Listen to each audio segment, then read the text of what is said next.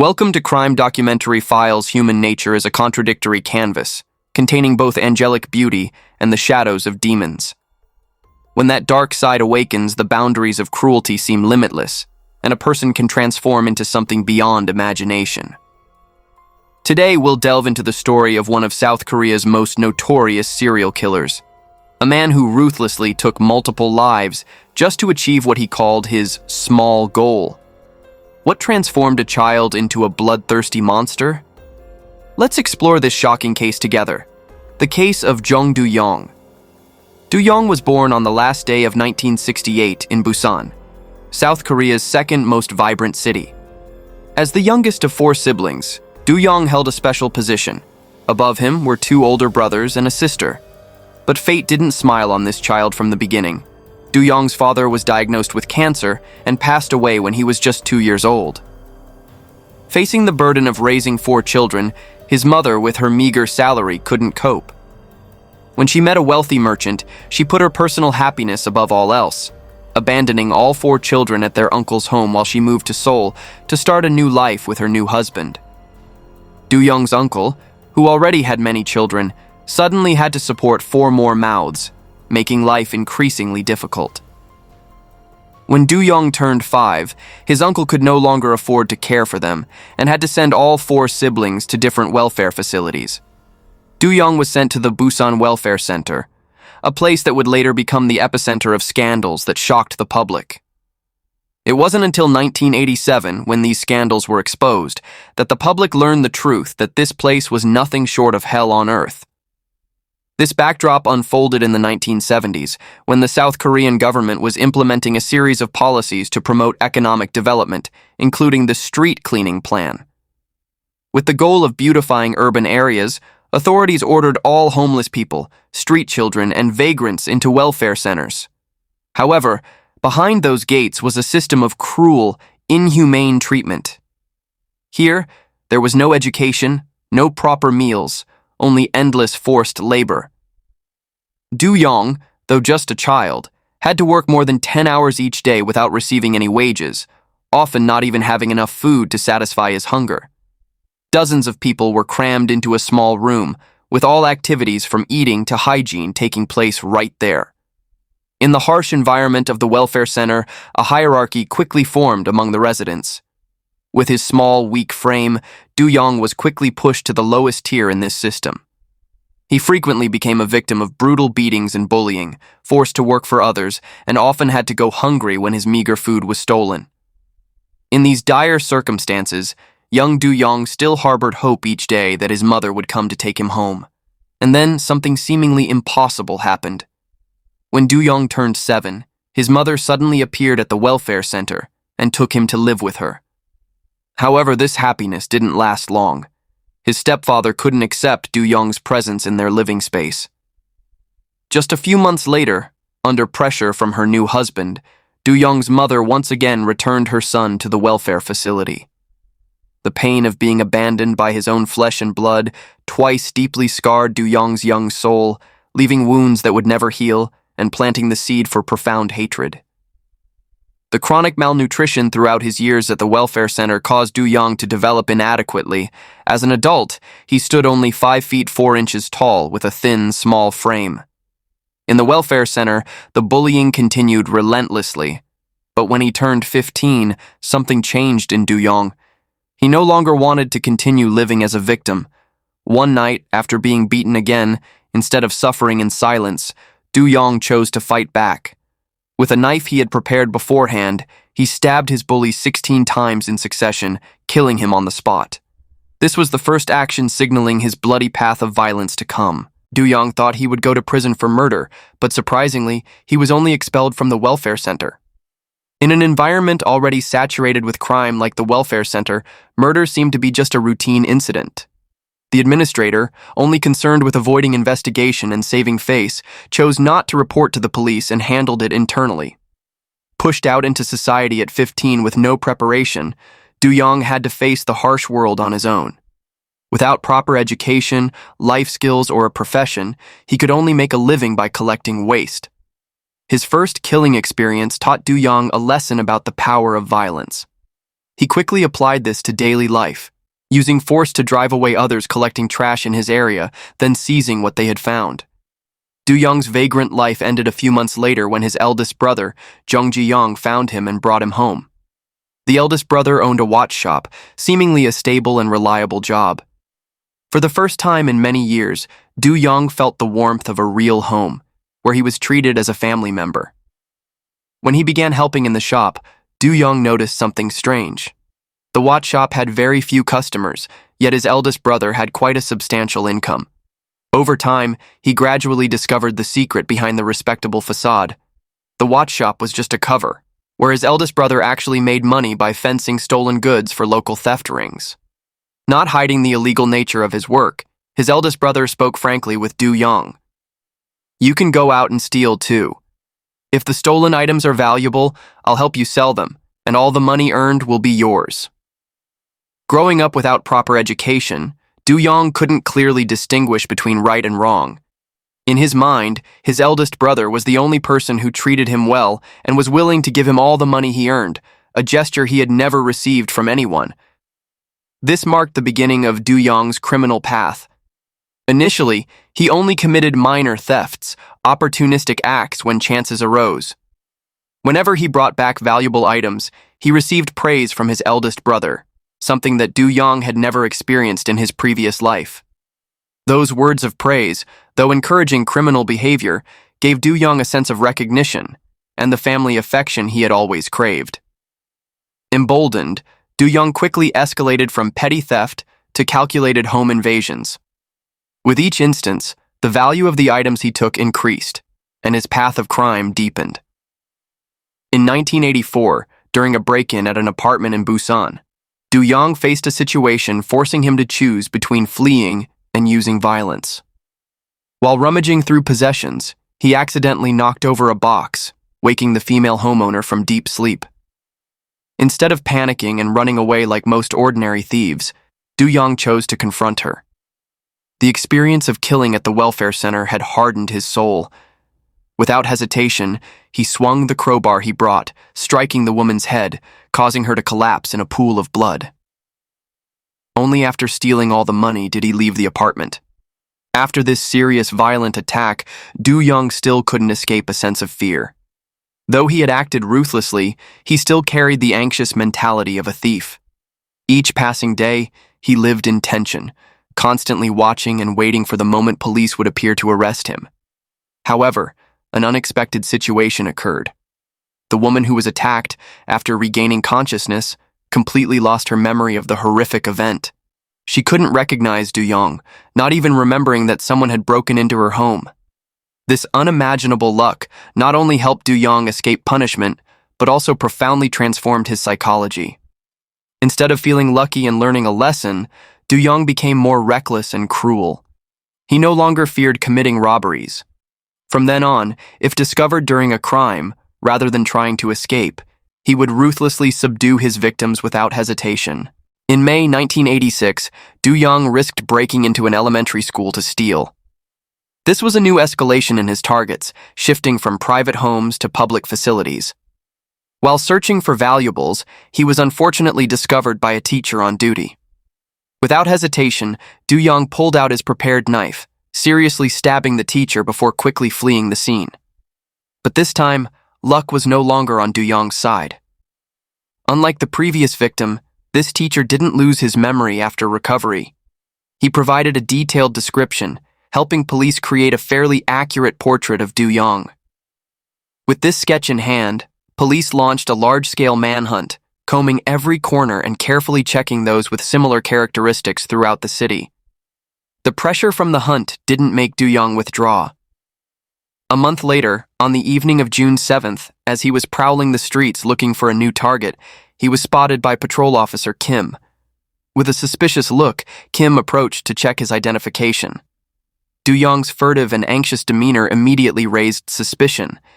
Deciding that further investigation was needed, Kim asked Du-yeong to accompany him to the police station. Knowing he couldn't escape the situation by normal means, Du-yeong pretended he urgently needed to use the bathroom. Kim, not anticipating anything bad would happen, led Du-yeong into a nearby alley.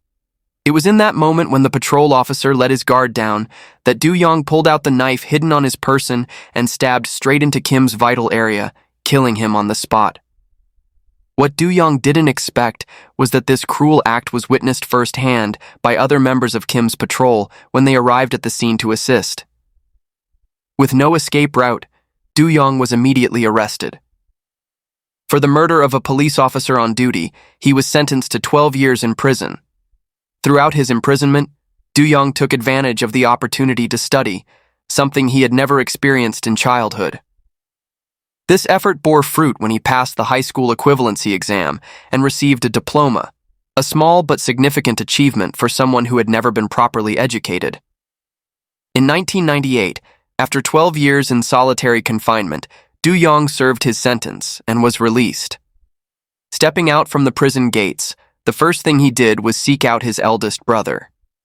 What comforted Du-yeong was that his eldest brother showed no contempt or avoidance because of his criminal past, but instead warmly welcomed his brother, who had just completed his sentence. In the early days of freedom, Du-yeong genuinely intended to turn his life around. He planned to use the high school diploma he had just obtained to find a formal, stable job. However, harsh reality quickly descended. With his status as an ex-convict, employment doors seemed firmly shut. Each interview ended in rejection when employers learned of his past. The continuous failures in finding legitimate work gradually pushed Du-yeong into depression and despair.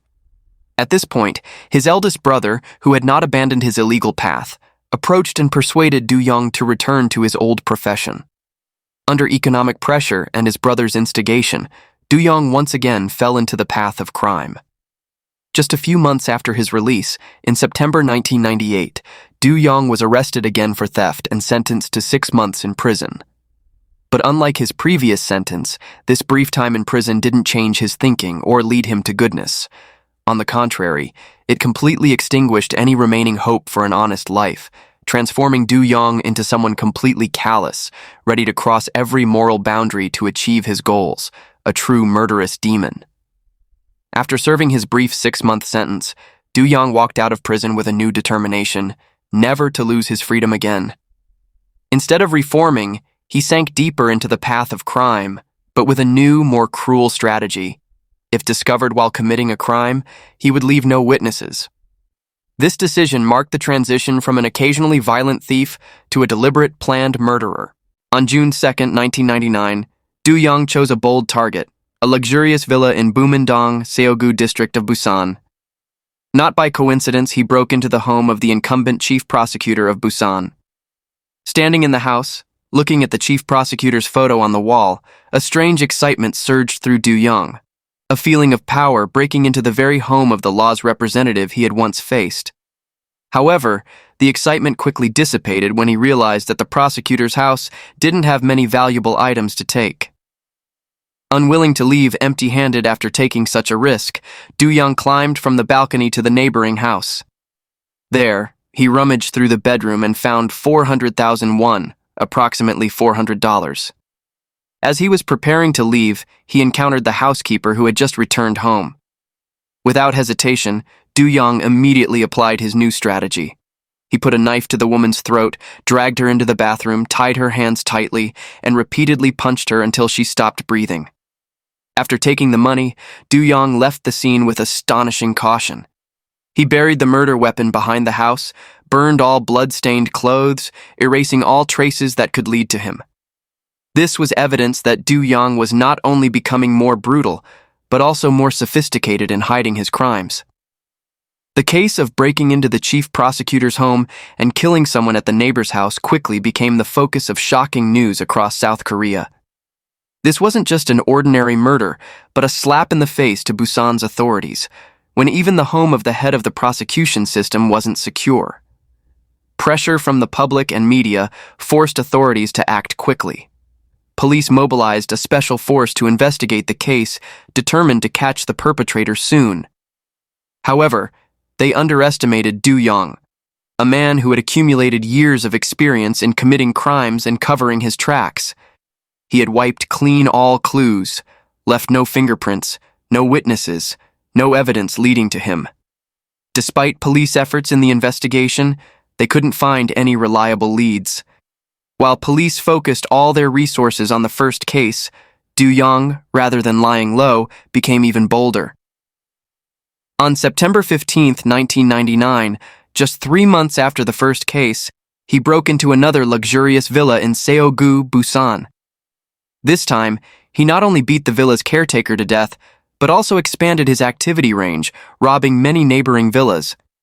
As a result, Du-yeong took an enormous sum, about 20 million won, approximately $20,000, an amount he had never dared to dream of before.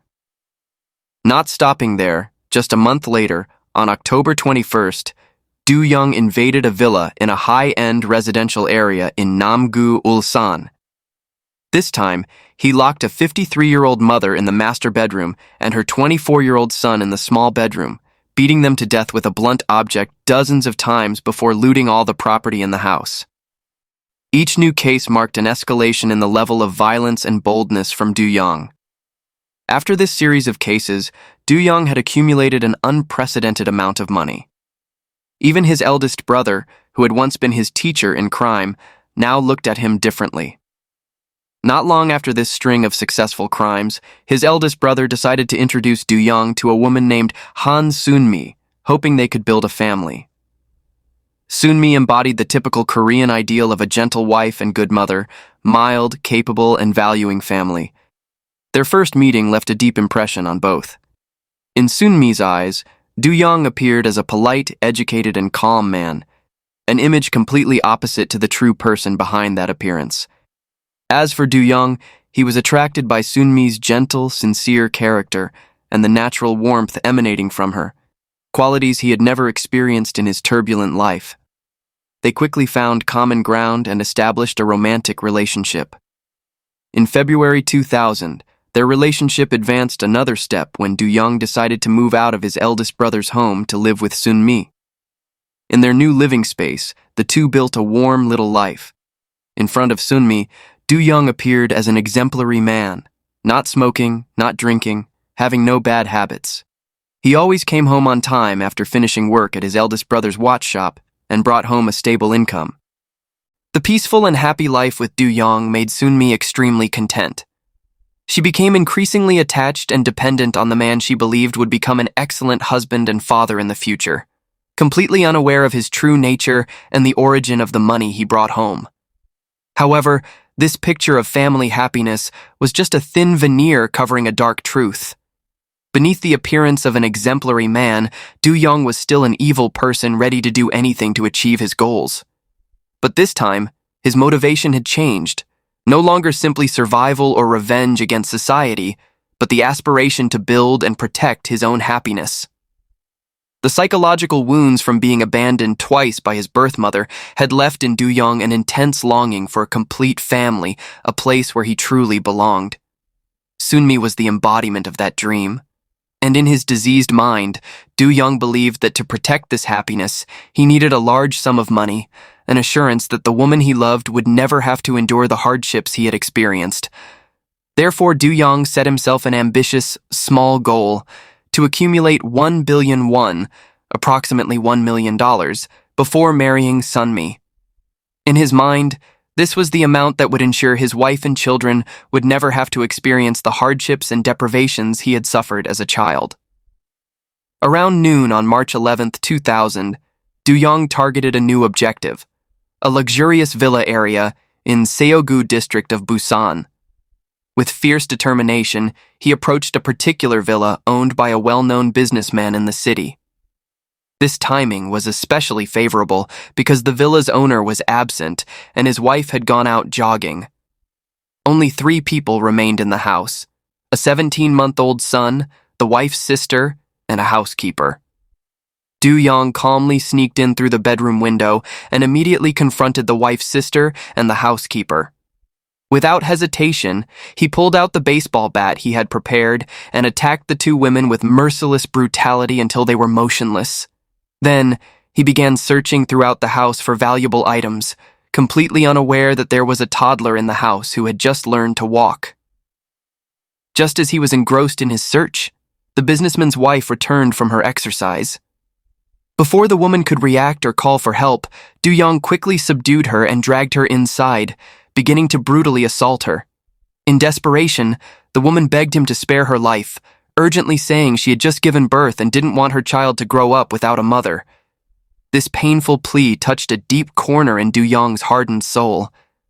Memories of being abandoned by his birth mother twice caused him, in a rare moment, to feel empathy. Instead of killing this woman, Du-yeong ordered her to cover her head with a blanket and remain silent while he used a weight to break into the family's safe to take their valuables. After nearly 2 hours of ransacking, Du-yeong left the villa with property worth 67 million won, approximately $67,000. After Du-yeong was arrested, during interrogation, the investigator asked the haunting question, why didn't he kill the wealthy businessman's wife when he had shown no hesitation in killing his other victims? Du-yeong's answer revealed a tiny light in his dark soul. If I killed that woman, the child would lose its mother. This simple statement revealed that the wounds from being abandoned twice by his mother still smoldered within him, creating a rare moment of compassion, and this is what saved that woman's life. The case at the businessman's villa was considered particularly serious due to its brutality and the scale of property stolen. The Busan authorities, under public pressure, set a deadline for police to solve the case. The wife who fortunately survived provided a detailed description of the attacker, helping police draw a fairly accurate portrait of Du-yeong. This portrait was quickly distributed throughout Busan, raising the manhunt to a new level. With 67 million won, the largest amount Du-yeong had ever stolen in one case, he faced a new challenge: how to use this money without being detected. Too risky to deposit in a bank, he decided to bring all the money home. But suddenly having such a large amount would certainly raise suspicion from Sunmi. With the skill of a con artist, Du-yeong came up with a perfect story. I withdrew all my savings and deposited them into your account. Later, when we get married, we'll use this money. This lie not only explained the source of the money, but also deepened Sunmi's belief in Du-yeong's love and dedication. In her eyes, he was the embodiment of the ideal man, not just loving, but also planning ahead for the family's future. Despite being comprehensively hunted by police, Du-yeong had no intention of stopping. On April 8, 2000, Du-yeong shifted his target to Dongdae District, Busan.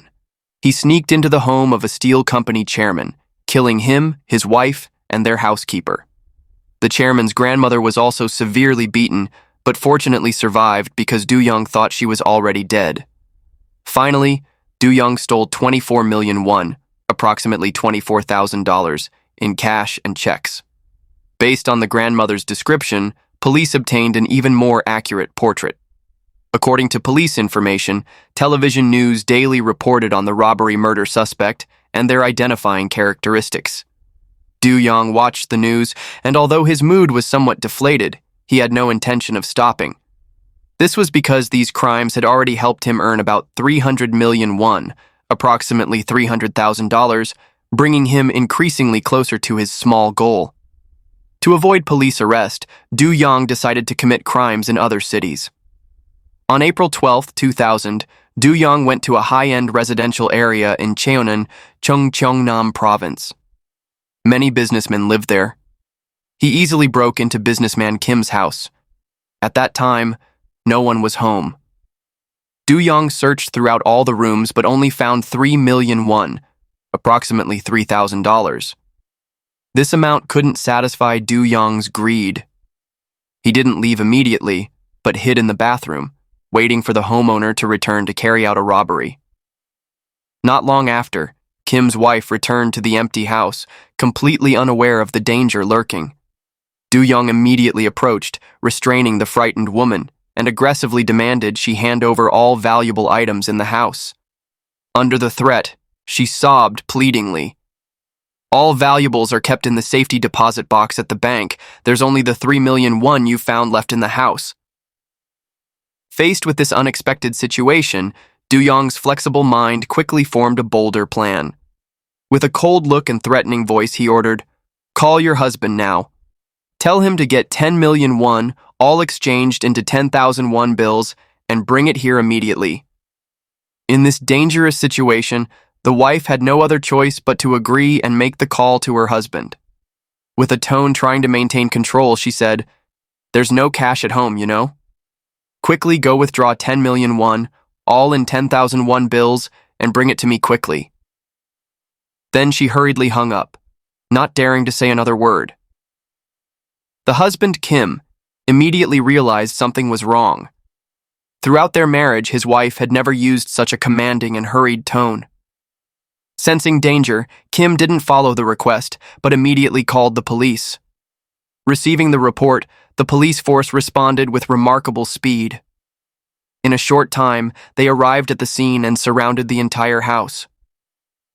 Meanwhile, Du-yeong was still lost in fantasies about the money he was about to get, completely unaware that the police had arrived so quickly. When he realized he was surrounded with no escape, Du-yeong finally recognized that his path of crime had come to an end. With no other choice, he dropped his weapon and surrendered. The notorious criminal with a string of brutal crimes was finally officially arrested by police, marking the end to one of the most shocking serial murder cases in South Korean history. At the police station, Du-yeong showed determination, maintaining complete silence and refusing to disclose any information. But the investigators didn't easily give up. They persistently followed each clue and quickly discovered an important truth.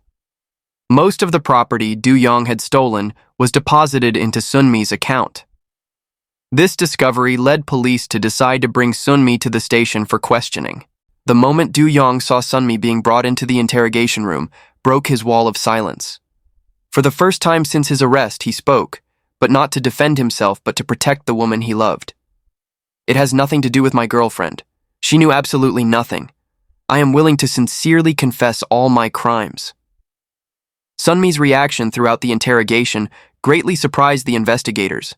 Despite facing concrete evidence and harsh questions, she steadfastly refused to believe that the man she loved was a brutal robber and murderer.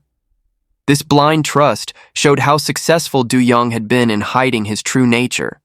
Finally, due to insufficient evidence proving Sunmi was complicit or knew about the crimes, police were forced to release her. Immediately after Sunmi was released, Du-yeong kept his promise, fully confessing his string of crimes. What he revealed made even the most veteran investigators shudder. From June 1999 to April 2000, in just 10 short months, Du-yeong had committed 23 robberies, collecting about 320 million won, approximately 320 million won, $320,000. More horrifically, he had killed 9 people and seriously injured 10 others. In 2001, after a trial that shocked the public, Du-yeong was sentenced to death for robbery and murder. His eldest brother, who had abetted the crimes by fencing stolen property, was sentenced to 1 year and 6 months in prison. However, a special situation occurred. Since December 1997, South Korea had implemented a moratorium on carrying out death sentences. Therefore, Du-yeong, like all death row inmates, continued to be imprisoned indefinitely. In September 2016, after many years of imprisonment and gradually being forgotten by the public, Du-yeong suddenly reappeared in the newspapers. After 15 years on death row, this serial killer had made a bold attempt to escape prison. Investigators discovered Du-yeong had quietly collected and hidden materials for months to create a 13-foot-long ladder. At around 7 a.m. on September 8th, taking advantage of a gap in surveillance, Du-yeong used his homemade ladder to overcome 2 high walls of the prison. However, while trying to scale the third and final wall, the ladder broke, causing him to be discovered and quickly recaptured. The story of Jeong Du-yeong has become a notable part of South Korean criminal history, not only for the brutal nature of the cases, but also for the complex psychological factors behind them. From an abandoned child experiencing a turbulent and painful childhood, Du-yeong transformed into a serial killer with a distorted motive of protecting family happiness. And that's our case for today. What do you think about this case? Please share in the comments below. Thank you for watching and see you in our next videos.